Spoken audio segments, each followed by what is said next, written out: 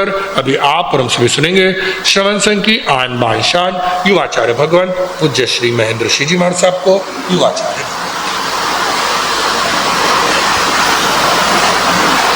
हाँ, चारम तीर्थंकर शासनपति श्रमण भगवान महावीर स्वामी, अरिहंत परमात्मा श्री सिमंदर स्वामी भगवान, परम श्रद्धेय परम उपकारी प्रातः स्मरणीय पूज्य गुरुदेव आचार्य भगवान श्री आनंद ऋषि जी महाराज साहब, वर्तमान आचार्य सम्राट आत्मज्ञानी सदगुरुदेव परम श्रद्धेय परम वंदनीय डॉक्टर शिव मुनि जी महाराज साहब आदि समस्त ऊर्जा पुरुषों महापुरुषों पूज्य वरों के पावन स्मरण चरण को वंदन नमन। यहाँ विराजी स्नेही सहयोगी संत वृंद, धर्म प्रेमी बंधुओं माता बहन, जिनके वचन, जिनके सिद्धांत, जिनकी साधना, जिनके संदेश संसार के समस्त भव्यात्माओं को, चाहे वो राजा हो, चाहे रंक हो, चाहे वो श्रेष्ठी हो, चाहे वो निर्धन हो, चाहे वो ज्ञानी हो, चाहे वो अनपढ़ हो, सभी के लिए सन्मार्ग दर्शक है ऐसे परमपिता परमात्मा तीर्थंकर प्रभु की देशना जिनवाणी के प्रति आप सभी के भीतर में रही आस्था का हार्दिक अभिनंदन। कल हमारी चर्चा कौन सी चल रही थी? कल कौन सी चर्चा चली थी हमारी? हाँ, बराबर ध्यान रहा आपको। कवि कुलभूषण पूज्य पासे तिलोक ऋषि जी महाराज साहब के पुण्यतिथि अवसर पर हमने उनके गुणगान किए, उनके कुछ अपने जीवन की विशेषताओं को स्मरण किया, उससे कुछ प्रेरणा लेने का पुरुषार्थ किया। और हमने चतुर्मास प्रारंभ से ही अपना लक्ष्य जो बनाया, तो उसमें परसों मैंने गाथा कही थी, याद है? सिद्धाणम नमो कीर्चा संजयाणम च भावो अथ धम्म गयिं तच्चम अणुषट्ठिं सुणे हमें। महानिर्ग्रंथीय अध्ययन के प्रारंभ में सिद्धों को नमस्कार किया गया।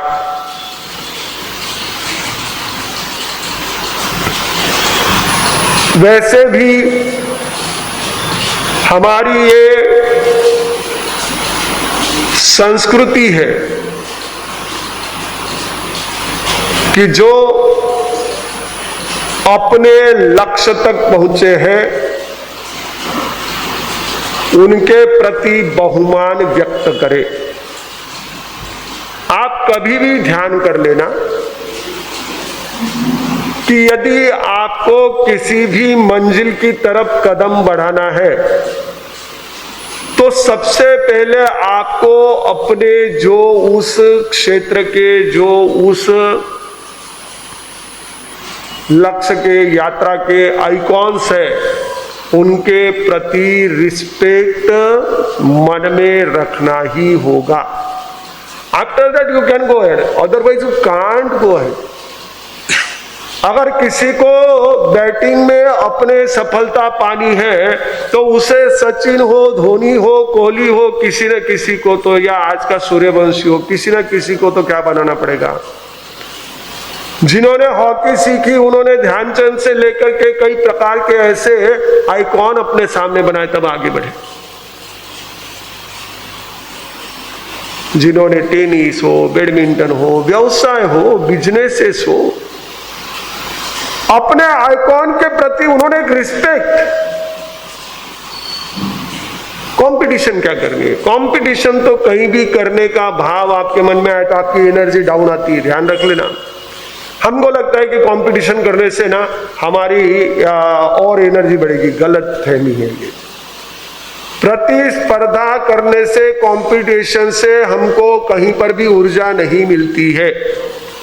क्योंकि कंपटीशन में हमारे सामने सिर्फ उस व्यक्ति को पार करके जाना इतना ही होता है, फिर उसके लिए हम कई प्रकार के उल्टे सीधे विचारों को, कामों को अंजाम देते हैं, जिससे हम आगे निकल भी जाए तो हमारा मन जो है वो अत्यंत अशांत रहता है। तृप्ति, सफलता तभी मिलेगी जब हम किसको रिस्पेक्ट करें, हमारे आइकॉन को रिस्पेक्ट करें। तो शास्त्रकारों के आइकॉन कौन? सिद्ध, जो परिपूर्णता को प्राप्त हो गए, जिनकी प्रोसेस कंप्लीट हो गई है, उनको आदर्श बनाया और उनके प्रति बहुमान व्यक्त किया। अच्छा, उनको बहुमान देने का, उनके प्रति रिस्पेक्ट व्यक्त करने का एक और कारण है। सिद्धों को क्यों नमस्कार करते हैं पता है?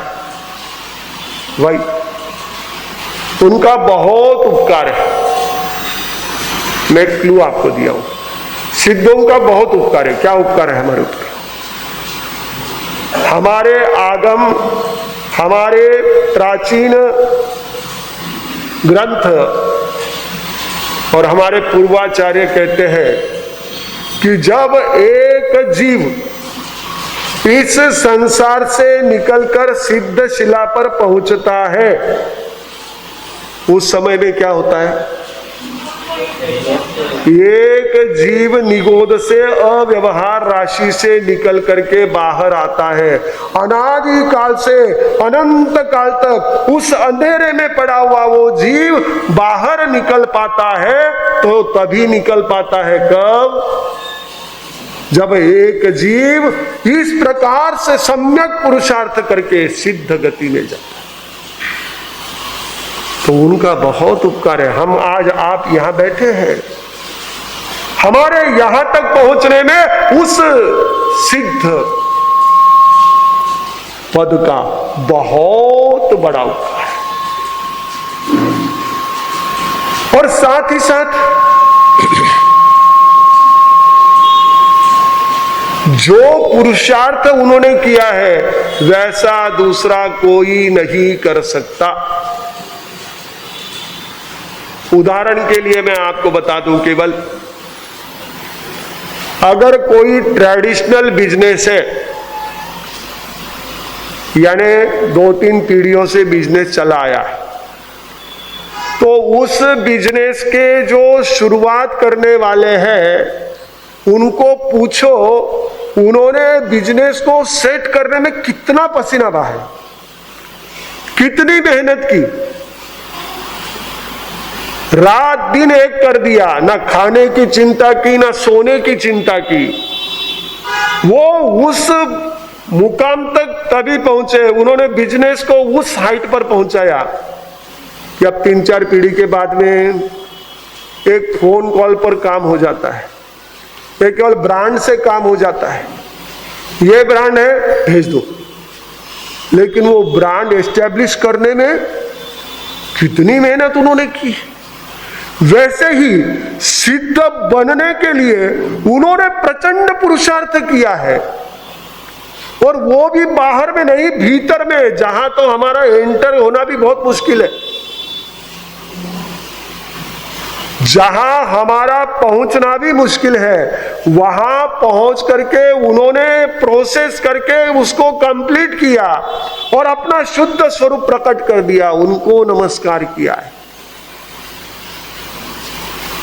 और कौन उस प्रोसेस को करते हैं, कौन उस लक्ष्य को प्राप्त करते हैं? भाव वो संजयानम, जो भाव से संयत है वो सिद्धत्व को प्राप्त करते हैं। संयतों को भी नमस्कार किया, संयमी को नमस्कार किया, लेकिन संयमी भी कौन से चाहिए? भाव से। बाहर से हमने कई बार अलग अलग परिस्थितियों में कई प्रकार के नियम, पचखान, व्रत धारण कर लिए, लेकिन केवल बाहर से ही किया, भीतर से। वो शायद आपको कथा पता होगी, कि महाभारत का युद्ध संपन्न हो गया, लाखों सैनिक और सैकड़ों योद्धा मारे गए, रथी महारथी। जब युद्ध समाप्त हुआ, पांडव जीत गए, अपनी सभा में बैठ करके उनकी उस जीत को लेकर के और जीत में जो कुछ भी उन्होंने खोया उसकी चर्चा चल रही थी। ये ध्यान रखना, जीतना तभी सार्थक है जब जीतने के बाद व्यक्ति मेरा कहां लॉस हुआ है इस पर भी विचार करे। व्यक्ति स्वयं करे हो। आजकल हमारी माताएं वो विचार करती, बच्चे विचार नहीं करते। बच्चे को अगर 80% आए तो माए विचार करती है तेरे को 80 क्यों आए, 90 क्यों नहीं आए। बच्चे ने सोचना चाहिए मेरे को 80 क्यों आए, 90 क्यों नहीं आए। आप उसको सपोर्ट करो, पर माए चिंता करती है और उस चिंता में उसको इतना ज्यादा एक तरह से प्रेशर कर देती है, भाई तूने इतना ही लाना चाहिए। अरे हाँ बराबर है, अपना बचपन याद करो, सारी अपेक्षाएं उसी से रखोगे। मैं नहीं कहता कि उनको तुम समझाओ मत, पर यह तरीका नहीं है। बेटा देख, तूने मेहनत की, 80% आया है, लेकिन थोड़ा और मेहनत करना है, अपने को मंजिल बड़ी है, अपना लक्ष्य बड़ा है। उसको प्रोत्साहन दो, उसको हतोत्साहित मत करो। हाँ वो अगर खुद गए, अभी हमारे पास में एक बालक आया था बीच में, और उसको 98% मिले, तो मैंने उसको खूब खूब बधाई दी और हल्के से कान में कह दिया, मैंने कहा देख तूने इतनी मेहनत की फिर भी 98 मिले, 2 कहाँ मिस हुए वो थोड़ा सा देख लेना। फिर 2 क्यों छूटे? अगर वो भी ध्यान में आ जाए तो बेड़ा पार। तो वो पांडव जीते, सभा में, राज्यसभा में बैठे हैं, अपनी जीत का विचार कर रहे हैं, साथ ही साथ उस जीत के दरमियान हमारी जो जो हानियां हुई, नुकसान हुए, उसका विचार कर रहे हैं। और उसी में उनके सामने विचार आया कि इतने अपने परिवारजनों की और इतने अपने नागरिकों की उसमें हिंसा हुई है, इतने जाने मारे गए हैं, तो इस पाप को धोने के लिए क्या करना चाहिए? तीर्थ यात्रा पर जाना चाहिए। तो वो लोग जो है तीर्थ यात्रा के लिए निकलने का तय किया। अब जब भी कहीं जाना है तो इनके युद्ध के सारथी, इनके युद्ध के मुख्य मास्टरमाइंड श्री कृष्ण जी थे। इन्होंने तुरंत श्री कृष्ण जी को समाचार दिए कि महाराज चलो अब हमारे साथ में, आपको भी वहां आना है। आपने भी युद्ध में भले ही शस्त्र हाथ में नहीं लिए थे, लेकिन उनको साथ दिया हुआ है, तो पाप प्रक्षालन के लिए आपको भी साथ में ले चलते हैं। चारों तीर्थ की यात्रा करके आएंगे, चारों धाम करके आएंगे। तो ठीक है, श्री कृष्ण के पास समाचार भेजे।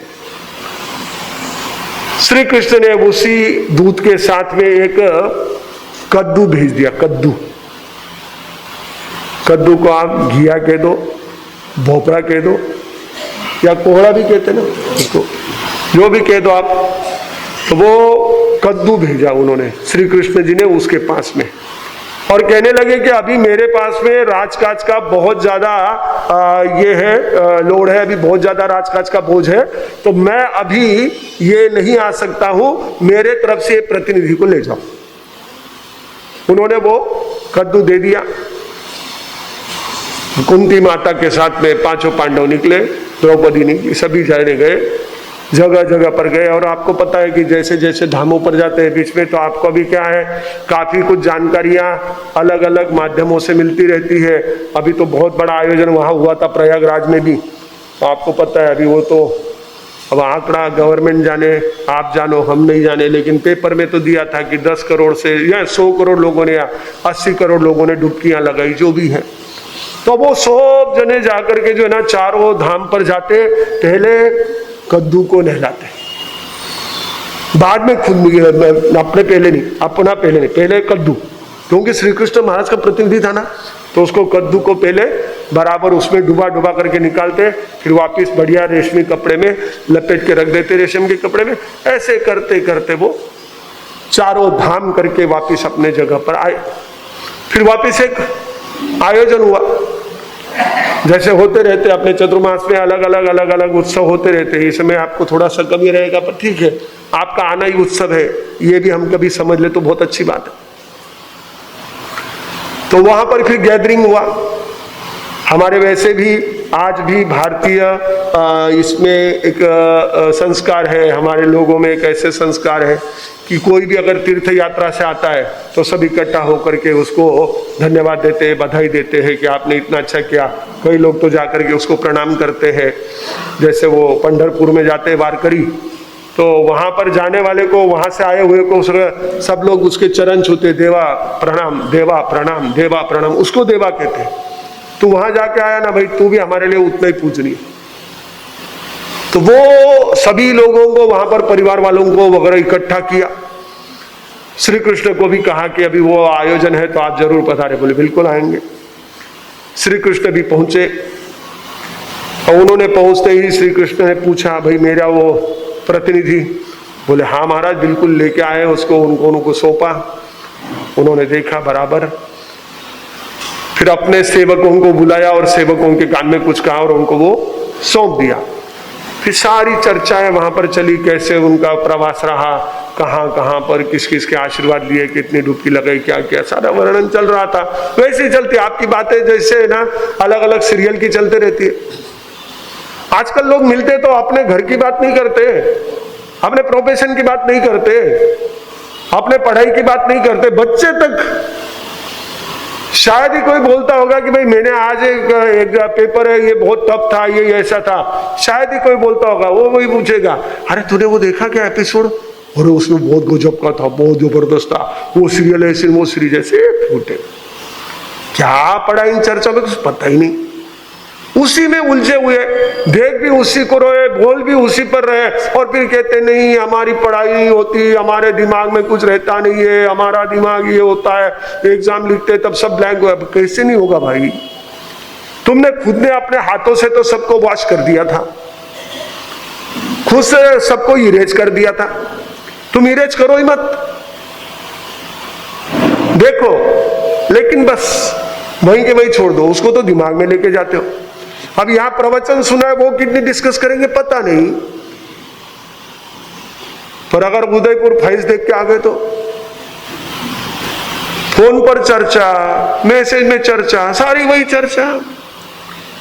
यह हमारी अपनी भूल हम नहीं देखते कि हमारी मेमोरी लॉस कहां हो रही है, हमारी रिकॉलिंग कैपेसिटी वीक क्यों हो रही है? क्योंकि हमने उसको रखा ही नहीं ना, दोहराया नहीं ना। जिसको रिकॉल कर रहे हैं उसको दोहराया नहीं, इट डिडंट रिवाइज। अच्छा किया भी तो कैसे? किताब सामने रख के। हमारी कई बहनें मारे साहब माने पढ़ी कम नो याद है, पन बच्चे के इकट्ठे चुक जावा तो पुस्तक खुल्लो रखने का गलत, बिल्कुल नहीं। किताब खुली रख करके जब तक आप प्रतिक्रमण करते रहोगे तब तक आपका प्रतिक्रमण पक्का होना ही नहीं है, गारंटेड। आपको यदि विधि याद नहीं है तो एक कागज पर विधि लिख करके दो, लिख करके लो कौन से पाठ के बाद कौन सा पाठ। लेकिन कोई बहाना बना करके किताब खोल करके मत बैठो। उसके लिए तो किताब चाहिए हमको, वो रिवाइज कर रहे तो किताब चाहिए, और किताब में देख करके रिवाइज करेंगे। और बाकी बातें तो आपको तुरंत रिकॉल होती है, हाँ बराबर है, वो पिछले एपिसोड में ऐसा हुआ था, वो ये रिकैप में बताना, ऐसे वैसे डायलॉग हुए थे, सब याद है। हमारी मेमोरी वहां तो एंगेज हो रही। तो हम चर्चा उसी की करें जो रिलेटेड टू अस, जो हमको जुड़ा हुआ है। जो जुड़ा हुआ नहीं उसकी चर्चा करके क्या मतलब होता है? वो जैसे मैं कहते रहता हूं, वो दोनों प्रवासी पैसेंजर साथ में ट्रेन में जर्नी कर रहे थे। एक ने दूसरे को पूछा आप कहाँ रहते हो? बोले मैं बंबई रहता हूँ। दूसरे ने पूछा आप कहाँ रहते हो? बोले मैं भी बंबई रहता हूँ। आप कहाँ रहते हो? मैं खार में रहता हूँ। आप कहाँ रहते हो? मैं भी खार में रहता हूँ। आप कहाँ रहते हो? मैं 14 रोड पर रहता हूँ। आप कहाँ रहते हो? मैं 14 रोड पर। आप कहाँ रहते हो? अहिंसा हॉल के सामने रहता हूँ। आप कहाँ रहते हो? अहिंसा हॉल के सामने रहता हूँ। ये कहते हैं कि ये सब, तीसरा आदमी बोला ये सब एक दूसरे से बातें किए जा रहे हैं क्या, एक दूसरे को जानते नहीं, एक ही मंजिल पर, एक ही बिल्डिंग में, एक ही रोड पर, एक ही एरिया में रहते हैं, एक दूसरे को जानते नहीं। पूछा भाई साहब आप एक दूसरे को जानते नहीं क्या? अरे बोले क्यों नहीं जानते, हम सगे भाई है। फिर बोले ये क्या बात कर रहे हो? अरे बोले टाइम पास, आजकल हमारी सारी बातें टाइम पास, जो हमसे रिलेटेड है वो चर्चा ही नहीं, वो कोई बात बोलना ही नहीं चाहता, कोई सुनना ही नहीं चाहता। हमारी खुशियां हैं बांटे, हमारा कोई दर्द है बांटे, उससे हम शेयर करें, कोई है नहीं, ना सुनने वाला ना कहने वाला। कहने वाला सोचता है कि मैं बोलूंगा सामने वाला और ज्यादा उसका गैर फायदा लेगा, और सुनने वाला सोचता है मैं ही इसको मिलाऊं, बस आ करके मुझे ये जो है ना डंपिंग करते रहता है। तो कोई सुनने वाला नहीं, कहने वाला नहीं, अपनी बात कोई नहीं कह रहा है। लेकिन जैसे वहां पर चर्चा चल रही पांडवों की, तो सब अपना अनुभव बता रहे हैं वहां का। तभी श्री कृष्ण महाराज ने इशारे से, आपकी भाषा में क्लैपिंग करके, अपने सेवकों को बुलाया। सेवक आए, उनके हाथ में चांदी की थाली, और चांदी की थाली को एक बहुत सुंदर ऐसे सफेद कपड़े से ढका हुआ था। तो उन्होंने कहा कि ये कपड़ा हटाओ और ये सभी को वितरित करो, जो यहां पर सभा में आए हुए लोग हैं, राज्यसभा में, सबको दे दो। तो वो उसमें ऐसे सफेद सफेद ऐसे प्रसाद जैसा कुछ था, जैसे आपके वो होता है ना नारियल शक्कर वाला प्रसाद होता है, तो वैसा प्रसाद था। सबने उसको बड़े इससे लिया, आस्था से लिया, और प्रसाद लेकर के फिर प्रणाम करके खाली जैसे मुंह में ना तो पूरे सभा में, उस राज महल में, वहीं पर राज्यसभा में स्वयं पांडव भी बोले ये तो इतना कड़वा जहरीला, ये क्या है? अरे रे रे ऐसा मत करो, श्री कृष्ण ने रोका। ये तो वही कद्दू है जो चारों धाम की यात्रा करके आया है। पर बोले ये तो बहुत कड़वा है। बोले इसको तो तुमने चारों धाम में स्नान कराया है। बोले स्नान तो बाहर कराया है, अंदर से बस बस। श्री कृष्ण ने कहा वही है, तुम बाहर से कितने भी धाम की यात्रा करके आओ, पाप धुलने वाला। भाव से संयत, मैंने कितनी ही बार संयम ले लिया होगा। कितने ही हमारे यहाँ कहते हैं हमारे जानकार लोग, अनुभवी लोग, ज्ञानी लोग, कि इस आत्मा ने ऐसा कई बार बाह्य चरित्र लेकर के रजोरन के मेरू पर्वत जितने ढेर हो जाएंगे इतनी बार ले लिया, लेकिन फिर भी अब तक ये आगे नहीं बढ़ा, क्योंकि भाव से संयत होना जरूरी है। अभी आपको अगर कोई जबरदस्ती पचकान देते हैं और फिर वो पचकान यदि आपसे पाले नहीं गए तो उससे क्या हो जाता है, फिर मन बड़ा ही होता है। अच्छा पचकान दे दिए और फिर वो पचकाना पे मारा सा दिए तो करना पड़े, मारा सा दिए तो करना पड़े, मारा सा दिए तो करना पड़े, फिर वो यही नहीं होता। बच्चों की यही प्रॉब्लम हो रही, वापिस वहां पर आ गए। उनको क्या होता है, आप 10 बार कहते हैं, माता ही कहती है, पिताजी तो कुछ कहते ही नहीं है। ज्यादातर हमारी माँ ही कहती है, बेटा जिम लेना रे, बेटा जिम लेना, बेटा जिम लेना, बेटा जिम लेना। फिर वो जिमने को बैठ जाता है, एक बार 10 बार बोल दिया, फिर ना वो ठीक है आयो मम्मी, आयो मम्मी, आयो मम्मी करके आ जाता है। फिर उतने में इसके पापा आ जाते हैं, हाँ देखो अब ये इतना जिद्दी हो गया है ना, 10 बार कहना पड़ता है तब जाकर के भोजन करता है। अब ये 10 बार बोलने के लिए किसने कहा आपको, जरूरत क्या थी? अब वो आपको आदत पड़ गई, पीछे पड़ जाना। फिर वो क्या, वो भोजन भी कर रहा है तो उसका श्रेय भी आप ही ले रहे। मैंने कहा तब भोजन को बैठा, मैंने कहा तब पढ़ाई की, मैंने कहा तब वो पेपर के लिए ये करके गया, मैंने कहा तब किया। फिर वो सोचता है ये तो सब जो वैसे ही काम हो रहा है, जैसे श्रेणी महाराज का चाटू काम कर रहा है वैसे सब तो काम मम्मी करा रही, मैं कुछ करता ही नहीं हूं, छोड़ो। फिर और ज्यादा फिर वो जिद्दी हो जाता है, रिबेलियन हो जाता है। हमने कह दिया बेटा चलो भोजन का समय हो गया है, रेडी है। दोबारा कह दिया, नहीं माना, रख दिया है तो तेरा खा लेना। 1 दिन खाएगा, 2 दिन खाएगा, 1 दिन नहीं खाएगा, 2 दिन नहीं खाएगा, तीसरे दिन तो खा ही लेगा। मम्मा आप ऐसा क्यों कर रहे हैं? बेटा देख फिर मैं यही काम करती रहूंगी क्या? आप उसको इशारा करो, इशारा करने में मना नहीं है, वो तो आपका फर्ज और आपका प्रेम है, वो तो होगा ही। लेकिन बार बार करो, किसी भी बात का श्रेय अपने ऊपर मत लो। कर लिया ना उन्होंने, बहुत अच्छा बेटा, वेरी वेरी गुड, तू आ गया, जिम लिया, बहुत अच्छा। देखो इसको ना इतनी देर से, लेकिन अभी बैठ गया, वो भोजन को बैठ गया बच्चा, बहुत अच्छा। आपने अगर ऐसा कह दिया ना, देखो उसको कितनी खुशी होती है कि मम्मी का मैंने सुना तो मम्मी उसके कारण कितनी प्रसन्न हो गई, कितनी खुश हो गई। लेकिन फिर भी उसके बाद, सुनने के बावजूद भी वही शिकायत, नहीं तो क्यों ना पड़े, मारो गड़ो सुखाई दियो, हाँ मेरा खून पी जाता है, पूरा खून मेरा ये कर देता है, जला देता है। वो सोचता है भी सुनो तो भी इनका खून जल रहा है, फिर जलने दो।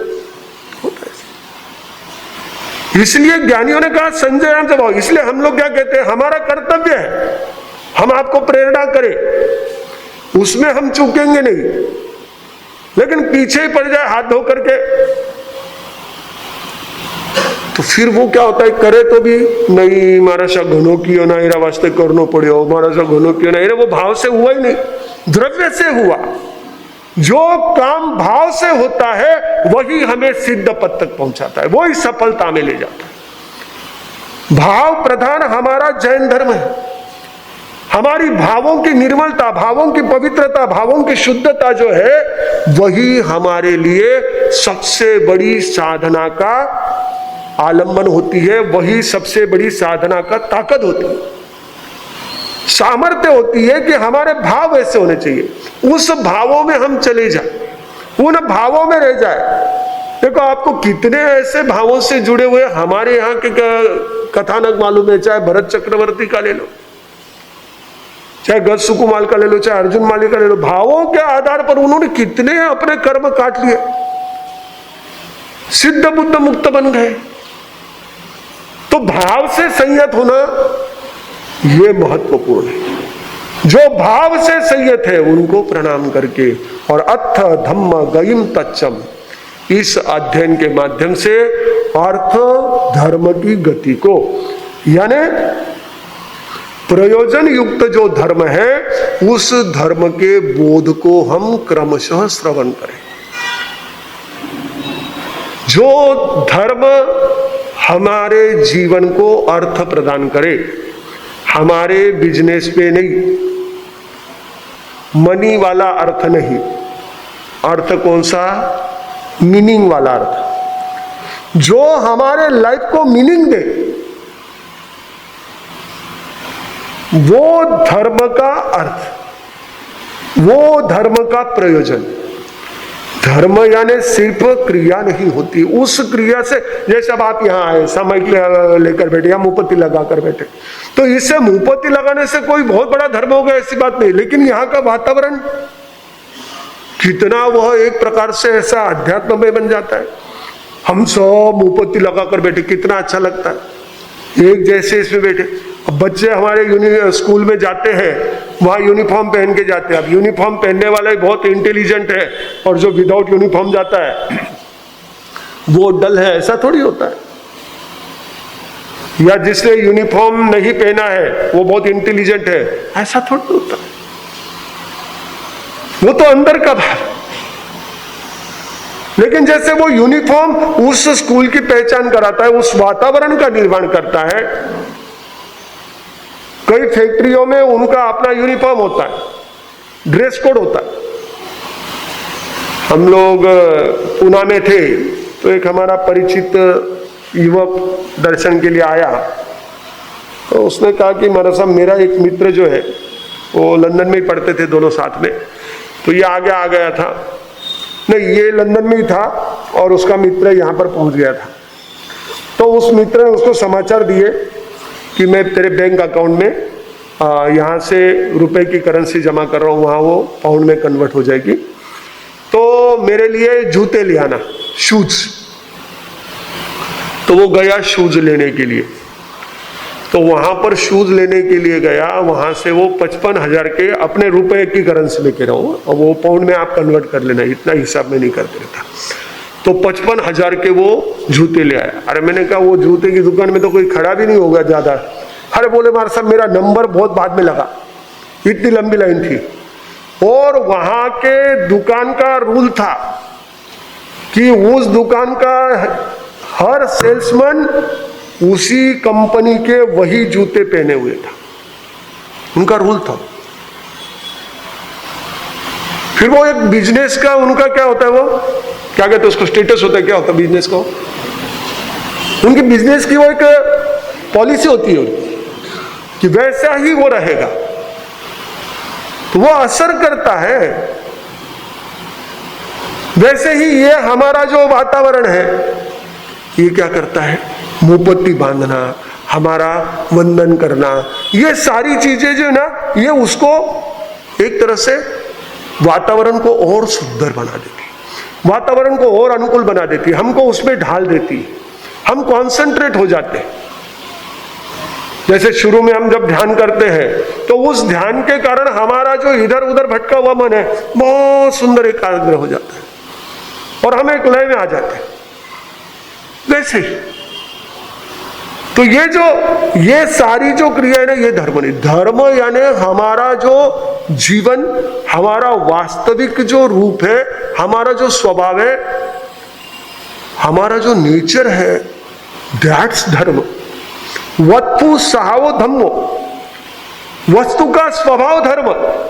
तो हमारे अपने स्वभाव से जुड़ने के लिए, अपने स्वभाव को जानने के लिए, अपने स्वभाव को समझने के लिए जो आवश्यक चर्चाएं है वो क्रमशः अब आपके सामने रखूंगा। अनुसठिम सुने हमें क्रमशः रखूंगा, और जैसी मैंने सुनी है, जानी है, वैसे आपके सामने रखूंगा। ये प्रतिज्ञा हमारे महानिर्ग्रंथीय अध्ययन के प्रारंभ में। और फिर उसके बाद में ये चर्चा कहां से शुरू हुई, कैसे शुरू हुई, तो उसके लिए आगे चलती है बात कि पभुयो रयोणो राया श्रेणियों मघा ही वो विहार जत्तम जाओ, मंडी कुछ छिंसी चाहिए, उसकी चर्चा करेंगे। वैसे तो थोड़ी कर भी लेता, लेकिन अभी कुछ चर्चा हम श्रेणी के चरित्र की भी करेंगे, लेकिन इसमें जो संदर्भ आया उसको आपके सामने रखूं कि पभुय रयणो राया, बहुत सारे रत्नों वाला राजा। रत्न यानी रत्न किसे कहते हैं?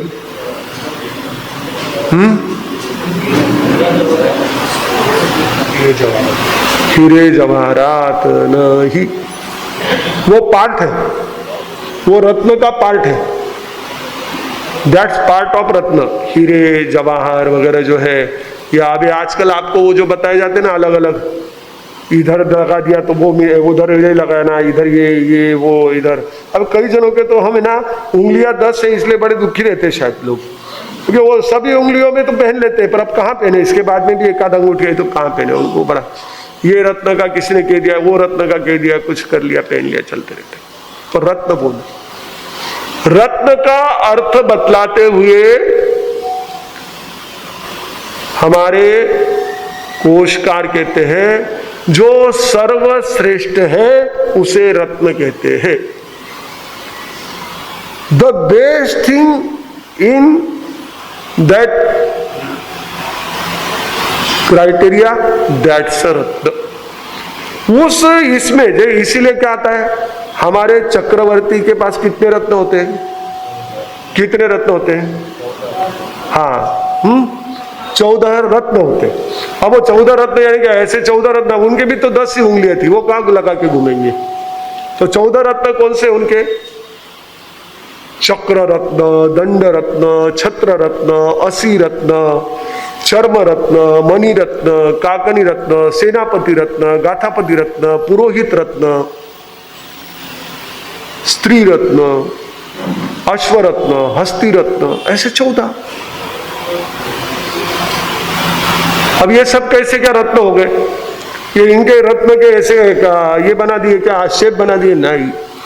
जो श्रेष्ठ हाथी वो उनके पास, जो श्रेष्ठ अश्व वो उनके पास, जो संसार में श्रेष्ठ स्त्री वो उनकी पत्नी,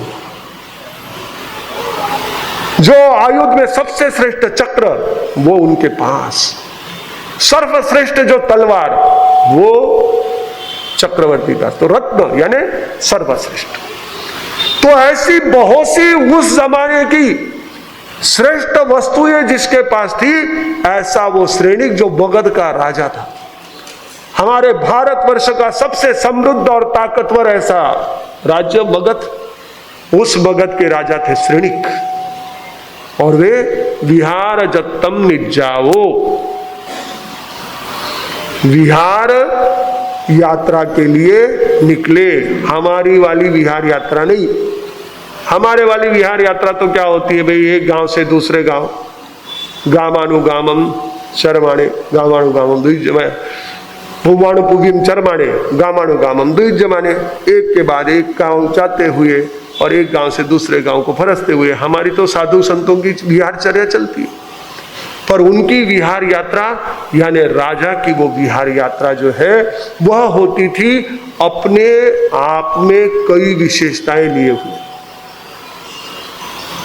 आजकल ना हमारे जैसी ना आपके जैसी, आपकी भी जो विहार यात्रा होती है ना, प्रवास होते हैं ना, वो बड़े मजेदार होते हैं। मैं जब उधर महाराष्ट्र में थे हम लोग, तो किसी भाई को आए मंगलिक सुनने जाते थे, क्या जाकर के आए, हमारे साथ घूम के आया, हम पिकनिक जाके। मैंने कहा किधर गए थे? बोले अमुक अमुक जगह पर गए थे। मैंने कहा वहाँ क्या देखा? नहीं हमारे साहब वहाँ पर तो बहुत ज़्यादा ठंडी थी, बहुत ज़्यादा बारिश हो रही थी, हम तो सूट में बैठ करके तो 4 दिन आराम किए और आ गए। अरे फिर घर में तुम्हारी कमी थी क्या? 4 दिन के लिए फ़ोन बंद कर रखते, घर में 4 दिन पड़े रहते, तुम्हारे घर में भी सुविधाएं हैं, उसके लिए वहाँ क्यों गए? कुछ नहीं, वो सब जाते ना। अब मेरे को 1-2 जने बीच में बोले मैं वियतनाम चले। मैं क्या है वहाँ पर? मैं चौकी टूर है, घना जना जावे, क्या करें? वो पैकेज दे देते, देश वाले भी और टूर्स वाले भी। ये भी सोचते चलो उतना ही हमारे लिए ना एक सिक्का लग जाएगा, विदेश यात्रा करके आए। हे जी के तो मालूम कौन है, अपन आजू बाजू के जी को तो ठा कौन, चले उठे विदेश। यही हमारी खासियत होती है, ठीक है।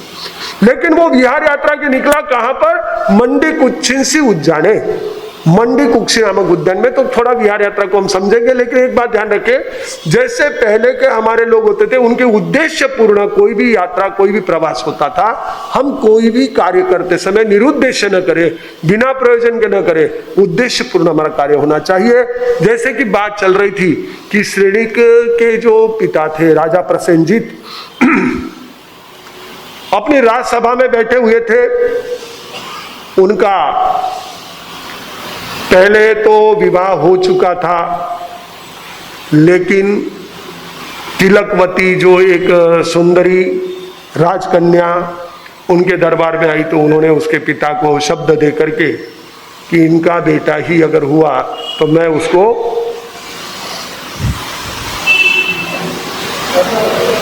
उसे राज सौंप दूंगा, ये उन्होंने शब्द दे दिया था। तो इस प्रकार से फिर उसको बेटा भी हो गया, बेटे का नाम चिलाती पुत्र रखा, बच्चे सब बड़े हो रहे थे। 100 राजकुमार थे, राजा प्रसेनजीत के 100 राजकुमार थे। तो उन्होंने उसमें जो है उन 100 राजकुमारों में निमित्तक को पूछा कि मेरा जो है ये राजकाज कौन संभालेगा आगे चलकर। तो नैमित्तिकों ने जवाब दिया कि ये क्षमता तो श्रेणिक में ही है, न योग तो सारे उसी के। बोले ऐसे देखते, बोले कहते उन्होंने, राय कहे सुनो पुत्र थे, इक्षु रस घटये ले जाओ एक एक थे, आप आपने दे। कहते उन्होंने क्या कर दिया, गन्ने के घड़े दरबार में रखे हुए थे, गन्ने के रस के, इक्षु रस, शुगर केन जूस के घड़े रखे हुए थे। तो सभी बेटों को बुलाया और उनको कहा कि एक एक घड़ा लेकर जाओ और अपने कक्ष में जाकर के, अपने स्थान पर जाकर के तुम लोग उसका आनंद लो। तो जो 99 राजकुमार थे, जैसे ही पिता ने कहा, घड़े उठाए और अपने अपने कमरे की ओर दौड़ पड़े। लेकिन श्रेणिक ने क्या किया, श्रेणिक ने अपने सेवक को बुलाया, ये घड़ा उठा और मेरे कमरे में ले जा करके रख दे। राजा ने देखा क्षमता तो इसी में है कि जिससे काम कराना है उसकी कला भी इसके पास है। कौन सा काम खुद ने करना है, कौन सा काम सेवक से कराना है, ये समझ जो एक राजा के पास चाहिए वो मेरे इस बेटे के पास ही है। लेकिन उसमें उन्होंने कोई बात बताई नहीं। उन्होंने सोचा और एक आध बार कोई परीक्षा ले लूंगा। यह सोच करके एक बार कुछ दिन बीतने के बाद सबको बुलाया, 100 के 100 को बुलाया। बुला करके बिठाया और उनको कहा कि देखो भाई, एक काम तुमको सौंप रहा हूं। वापिस घड़े दिए, नए घड़े एकदम, और कहने लगे इस घड़े में पानी लाना है। क्या लाना है? पानी लाना है। पर बहतो पड़तो बांध्यो नीर, सरवर जलपण मत लावो भी। ना बहता हुआ पानी लाना है, ना गिरता हुआ पानी लाना है, ना बंधा हुआ पानी लाना है, ना तालाब का पानी लाना है, लेकिन ये घड़ा भर करके लाना है। अब ये जिम्मेदारी तो सौंप दी उन्होंने अपने बेटों को। देखो अब कैसे क्या कोई जवाब देते हैं। हम सभी जैसे जैसे अवसर रहेगा इस श्रेणी चरित्र को कभी कम कभी ज्यादा आगे बढ़ करके देखते रहेंगे, समझते रहेंगे, क्योंकि ये भी हमारे लिए एक बड़ा ही आनंददायी ऐसा अनुभव रहेगा।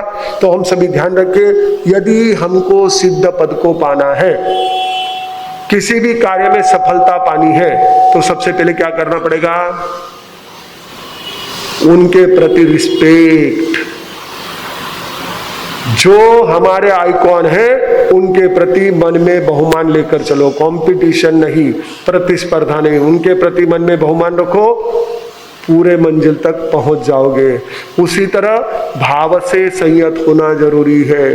द्रव्य से है लेकिन भाव से भी संयत बने तो हम निश्चित रूप से धर्म के अर्थ को समझ सकते हैं, जो आगे भी हमें अनाथी मुनि के चरित्र से समझने मिलेगा। हम सभी परमात्मा के वचनों को जीवन में धारण करें, आगे बढ़े। इन्हीं मंगल भावों के साथ एक साथ प्रेम से बोलेंगे जय शांतानंद नमो सिद्धानंद नमो आर्यानंद नमो वत्सनंद नमो वैश्वसाहुणम। गुरुदेव की आज्ञा से चत्तारी मंगलम अरिहंता मंगलम सिद्धा मंगलम साहु मंगलम केवली पन्नतो धम्मो मंगलम। चत्तारी लोगुत्तमा अरिहंता लोगुत्तमा सिद्धा लोगुत्तमा साहु लोगुत्तमा केवली पन्नतो धम्मो लोगुत्तमो। चत्तारी शरणं पवज्जामि अरिहंते शरणं पवज्जामि सिद्धे शरणं पवज्जामि साहु शरणं पवज्जामि केवली पन्नतम धम्मं शरणं पवज्जामि। चार मंगलिक चार उत्तम चार शरणा, दुख हरणा सुख करना, और शरण नहीं कोई जो भव्य प्राणी आदरे तो अक्षय अमर पद हो।